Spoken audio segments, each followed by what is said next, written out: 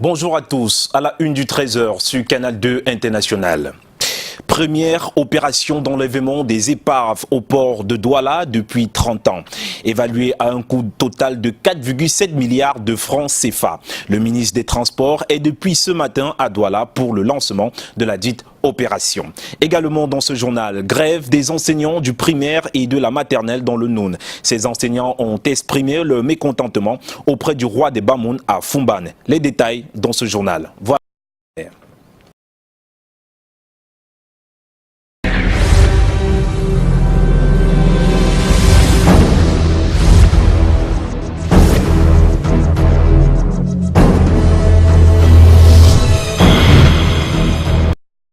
Bienvenue à tous. Ouvrons ce journal avec notre chiffre du jour qui est 4,7 milliards. Ce chiffre représente les 4,7 milliards de francs CFA que coûte la première opération d'enlèvement des épaves au port de Douala depuis 30 ans. Cette opération lancée ce 4 juin 2018 va durer 8 mois. Rappelons que ce montant est empoché par l'adjudicataire qui est une société italienne. Autre note dans ce journal, le ministre des Transports, Jean-Enes Masséna Ngalé Bibéré, lance donc ce 4 juin 2018 la première opération d'enlèvement des épaves de bateaux au port autonome de Douala. Cette opération vise à débarrasser l'espace portuaire de ces objets embarrassants qui créent l'engorgement et traînent avec eux une conséquence économique sur le Cameroun et sur les pays voisins. Cette opération va durer donc 8 mois pour un coût total de dépenses qui s'élève à 4,7 milliards de francs CFA. Les détails, vous les aurez dans nos prochaines éditions du journal. La productivité agricole en zone CEMAC est au cœur des préoccupations des pays membres. Un atelier s'est ouvert à Douala pour penser et adopter de meilleures stratégies capables de booster ce secteur pour favoriser l'accroissement de l'économie de la communauté économique et monétaire de l'Afrique centrale. Christian Dobor et Martin Lutin-Djomo. Pour faire face aux défis de la productivité agricole, l'Afrique doit impérativement passer par l'amélioration de sa capacité en production de semences. Actuellement évaluée à 10% du besoin en zone CEMAC, la question est au centre du programme sémencier sous-régional piloté par le PRASAC, bras séculier des États membres en matière de recherche agricole. Alors, la CEMAC a structuré un projet appelé Programme sémencier régional. C'est dans le cadre de ce programme sémencier régional que des études ont été commanditées par le PRASAC qui est chargé de mettre en œuvre ce projet. Et un consultant a été donc recruté et qui a mené 2 études portant sur les capacités entrepreneuriales en matière de production de semences dans la zone CEMAC et sur les réglementations en matière de production sémencière dans les différents pays. Des missions soutenues par l'Organisation des Nations Unies pour l'alimentation et l'agriculture présentes à cet atelier sous-régional pour consolider les stratégies. Donc à partir du moment où nous avons pratiquement élaboré le programme sous-régional, nous avons procédé d'abord à l'élaboration d'un catalogue sous-régional et qui constitue donc un outil d'intégration entre les pays de la CEMAC en matière d'échange d'informations sur les ressources phytogénétiques qui sont disponibles au niveau des pays. Pour les pays de la CEMAC, les capacités et la recherche nationale trouvent à travers cet atelier l'occasion de s'ouvrir aux expériences communautaires par la pratique et la réglementation. Nous voulons que la sous-région devienne une zone non plus d'importateurs, mais d'exportateurs. Nous avons 5 zones agroécologiques et ces zones agroécologiques correspondent à tous les autres 5 pays. À terme, à côté des partenaires internationaux, les pays de la zone CEMAC se dotent d'une réglementation sémencière sous-régionale, fruit de l'évaluation des capacités nationales d'encadrement de ce secteur, mais également des besoins recensés. Prenons cette autre note avant de poursuivre ce journal. En éducation, plus de 265 000 candidats du BEPC et près de 55 000 pour le CAP affrontent depuis ce lundi matin les épreuves du BEPC CAP technique industriel. Pour plus de précision, selon un communiqué du ministre des Enseignements secondaires, seuls les candidats du programme spécial bilingue seront soumis aux épreuves orales du BEPC. Et en éducation toujours, grève des enseignants dans la localité de Fumban depuis plusieurs mois. Ces enseignants, détenteurs du CAPIEM, reprochent l'État de ne pas les avoir intégrés. Pour manifester leur mécontentement, ces enseignants sont allés exprimer leur ras-de-bol au roi des Bamoun. Reportage en images, Joanoudine.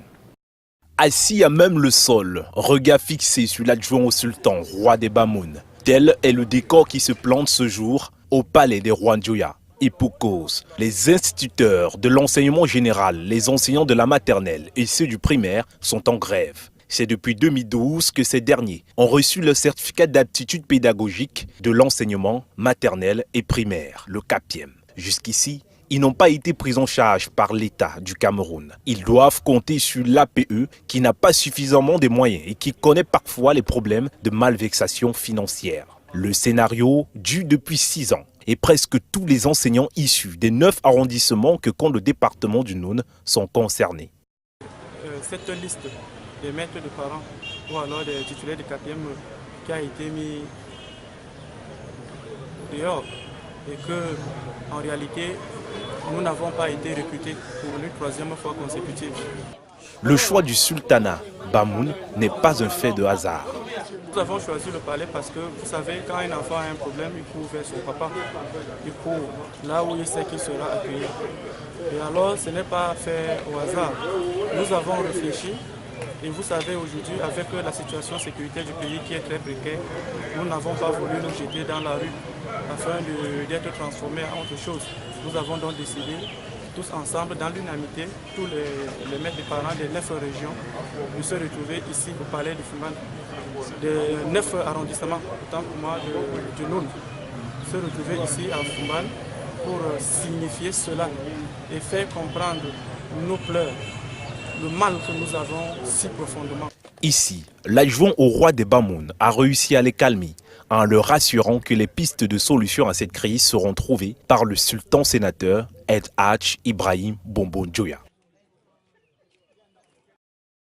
Et la suite du Trésor, c'est à Yaoundé. On va tout de suite se rendre pour retrouver Delphine Fonkoutene. Bon après-midi à vous, Delphine Fonkoutene. Junior au sein, bon après-midi à tous. On poursuit en santé. Le ministre de la Santé publique, André Mama Fouda, vient de procéder au lancement Chaque de la pays doit, au bout de 5 ou 6 ans, engager une enquête de santé démographique. Le Cameroun a fait sa dernière enquête en 2011 et la nouvelle, lancée depuis 2017, entre ce 1er juin 2018 dans sa phase opérationnelle. Avec l'arrivée des différents équipements, y compris les véhicules de 5 ou 6 ans, remis ici à l'Institut national de la statistique. Opérateur, le Cameroun a fait sa dernière enquête en 2011 et la nouvelle, lancée depuis 2017, entre ce 1er juin 2018 dans sa phase opérationnelle. Avec l'arrivée des différents équipements, y compris les véhicules, remis ici à l'Institut national de la statistique. Opérateur reconnu au niveau mondial pour ce type d'enquête. Nous espérons donc que les 13 200 ménages qui seront visités vont pouvoir l'être sur l'ensemble du territoire. Nous savons que nous engageons un peu plus de 1,8 milliard pour cet exercice. Nous souhaitons que les familles du nord-ouest et du sud-ouest puissent bien participer parce que le pays a besoin de connaître l'état de santé de toute sa population. Nous savons qu'à l'issue de cet exercice, c'est-à-dire en fin d'année 2018, début d'année 2019, nous saurons donc si les efforts que nous engageons dans la lutte contre la mortalité maternelle, que ces efforts produisent de bons effets. Ça veut dire que le taux de mortalité diminue, de même que nous serons confortés en ce qui concerne le VIH ou le paludisme, ou même des maladies non transmissibles comme le diabète et la malnutrition qui cause beaucoup de problèmes dans notre communauté. c'est une étape décisive. André Mamafouda compte sur l'adhésion des populations et le professionnalisme de l'INS. Le ministre de la Décentralisation et du Développement local en visite de travail au FECAM, Elanga Obam, est allé prendre contact notamment avec la Banque des communes et des infrastructures de cette entreprise, mais aussi encourager Camille Philippe Akowa et son équipe. À sa suite, nos reporters Rodrigue Tonguet et Constant Kamga.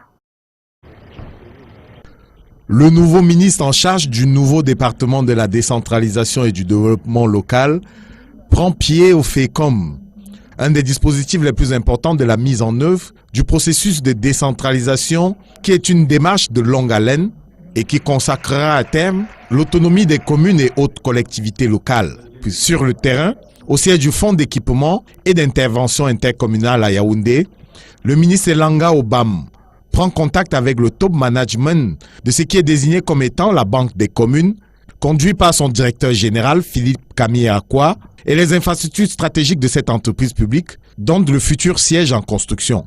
Je suis venu aujourd'hui dire aux équipes du FECOM toute l'appréciation que je porte sur l'œuvre qu'elles sont en train de réaliser. C'était pour m'entretenir avec le directeur général et toutes ses équipes, là où ils sont installés, me rendre compte de ce qui se fait ici, soutenir et encourager et demander au FECOM de contribuer davantage à l'approfondissement et à l'accélération du processus de la décentralisation. Monsieur le ministre, La nouvelle tutelle est venue dire tous ses encouragements au FECOM qu'elle estime toujours en quête de performance. Protection des enfants dans les opérations de maintien de la paix, 17 officiers, sous-officiers et fonctionnaires de la police viennent d'en être sensibilisés. C'était à l'occasion d'un séminaire organisé par l'EIFORCE en partenariat avec les Nations Unies. La cérémonie de remise d'attestation était présidée par Galars Landry Etoga, le secrétaire d'État à la Défense chargé de la Gendarmerie nationale. Alain Gislain Kanga, Serge Alain Zébou. 17 officiers, sous-officiers et hauts fonctionnaires de la police originaires de 7 pays africains, désormais imprégnés de l'attitude à adopter pour sauvegarder les droits de l'enfant dans les situations de conflit. Nous avons appris comment les policiers des Nations Unies peuvent être utiles auprès de la police locale pour gérer ces violences. Nous avons également appris que ce n'est pas dans tous les cas que les enfants doivent être poursuivis. On doit garder en tête l'intérêt supérieur de l'enfant et ne pas vouloir à coûte que coûte qu'ils suivent le processus de la juridiction formelle, donc aller en justice, l'envoyer en justice ou lui trouver une peine. Ce stage pilote des formateurs sur la protection des enfants dans les opérations de maintien de la paix est le fruit du partenariat entre l'EIFORCE et les Nations Unies. Une formation faite selon les standards onusiens. On parle aussi pendant le stage des règles de conduite et d'inconduite pour les polices qui participent, les agents de la paix, les gardiens de la paix qui participent dans les missions de paix. Aussi, on parle aussi sur les mal conduits et les conduits, les règles basiques de conduite pendant qu'ils sont dans les missions. La cérémonie de clôture a été présidée par le secrétaire d'État à la Défense, chargé de la Gendarmerie nationale, au nom du ministre délégué à la présidence, chargé de la Défense. Galax Landry Etoga leur a rappelé toute l'importance de leur mission. Ce stage a certainement renforcé vos capacités en vue de faire de la protection des enfants une priorité dans le théâtre de maintien de la paix. Soyez donc dignes de cette mission dont vous êtes désormais investis. J'ai la conviction que vous êtes désormais pleinement outillés pour ce faire. Les stagiaires de cette cuvée sont originaires du Bénin, du Cameroun, de Madagascar, de la Côte d'Ivoire, de Burkina Faso, du Niger et du Sénégal. La 46e journée mondiale de l'environnement sera célébrée le 5 juin prochain. En prélude à cette célébration, les responsables du ministère en charge de l'environnement viennent d'échanger avec les étudiants de l'IRIC le temps d'une causerie éducative axée sur le thème « Lutter contre la pollution plastique ». Les précisions avec Karel Mezat-Tchatoya et André Marindia. L'Institut des relations internationales du Cameroun, IRIC en abrégé, forment les futurs décideurs de notre pays. Parmi ces décideurs, il y en a qui vont apporter leur contribution à la protection de la nature. L'Institut développe d'ailleurs en son sein un master sur la protection humanitaire et le développement durable. Les apprenants doivent donc s'approprier les outils nationaux et internationaux qui concourent à préserver la nature. Le ministère en charge de l'environnement l'a bien compris, d'où l'organisation ce 1er juin à Yaoundé d'une causerie éducative avec les étudiants. La communauté internationale, depuis les années 72, avec les grandes conférences de Stockholm et autres, mettent en avant la protection de l'environnement. Que ce soit sur le plan de la biodiversité, que ce soit sur les luttes contre les pollutions cette année. Le thème de la 46e édition parle de lutte contre les pollutions plastiques. Nous avons également les zones humides. Donc il était donc important que nous ayons des échanges avec ces futurs décideurs sur les grandes problématiques internationales et sur ces accords multilatéraux de protection de l'environnement. Ces thématiques ont de l'importance pour l'IRIC. C'est d'ailleurs inscrit dans le calendrier des grands défis. Le but étant contribuer à la sensibilisation, contribuer à la vulgarisation d'un environnement sain, mais aussi va aider nos étudiants à développer leurs recherches et à accroître leurs enseignements. De quoi permettre aux étudiants d'enrichir davantage leur formation. Ainsi se porte la capitale cette mi-journée de lundi. La suite du 13h avec vous à Douala Junior Rossin. Merci Delphine Ponko Téné, bon après-midi donc. Et on parle culture à présent sur Canal 2 International. Le Cameroun fait partie donc des 7 pays qui vont diffuser le dessin animé intitulé Minga et la cuillère cassée, un long métrage d'animation qui raconte la vie d'une orpheline en souffrance chez sa marâtre. Le réalisateur Claude Edo, voilà, et son équipe étaient face à la presse le week-end dernier. Lil Piedjou et Henri Tinda. Minga et la cuillère cassée en projection simultanément dans 7 pays. Le Cameroun, le Sénégal, le Niger, le Bénin, le Togo, le Burkina Faso et la Guinée-Conakry. Le premier film d'animation entièrement produit et réalisé au Cameroun sera en projection dès le 10 juin prochain sur tout le réseau Canal Olympia. La bonne nouvelle a été annoncée aux hommes et femmes de médias le week-end dernier à Douala. C'était vraiment une première. On n'avait pas encore une expérience comme celle-là. On a des films avec des personnages physiques, des personnages en situation réelle, mais il fallait quand même penser à faire un film d'animation. C'est un créneau, comme il a dit, qui est en pleine expansion. Minga et la cuillère cassée, premier long métrage d'animation en 2D. 1h20 est une adaptation du conte La cuillère cassée de Charles Binam Bikoy et du défunt Emmanuel Sanjog, publié en 1977. C'est une bonne nouvelle pour le cinéma camerounais. C'est une bonne nouvelle pour la culture camerounaise qui va être présentée au-delà de nos frontières. Et c'est aussi une bonne nouvelle pour le cinéma d'animation qui, enfin, va pouvoir décoller au Cameroun. Après le réseau Canal Olympia, Minga et la cuillère cassée, sous-titré en anglais, est annoncé dans plusieurs autres festivals internationaux dans les prochains mois. Avant de refermer ce journal, prenons ces notes en sport. Alors, Elite One, la 23e journée du championnat national de football, s'est ouverte hier dimanche avec les 6 premiers duels qui ont vu les victoires de New Star sur Fovu de Bahram, 1-0 en direct de Limbé sur les antennes de Canal 2 International, puis APGS d'Info dans son derby du centre 2-1 contre AS Fortuna à Bankomo. Partage de points dans les autres matchs avec Dragon 0-0, Yon Sport, le derby du Mungo avec Stade Rena, UMS score idem, 1 but partout, cette fois entre Bamboutos et Eding, puis l'Oiseau de la Ménois contre Colombe du Sud. La suite et la fin de cette 23e journée cet après-midi avec Coton Union à Garoua, Feuthieu Yafout à Tchan, puis Astre Unisport à Limbé. Ne manquez donc pas le point complet ce soir au 19h50. Voilà, c'est donc ici que se referme le 13h sur Canal 2 International. Ne manquez pas tout à l'heure à 16h, Écho des régions et bien sûr 19h50, le grand format avec Michael Tiptio et Alain Zlinkanga du côté de Yaoundé.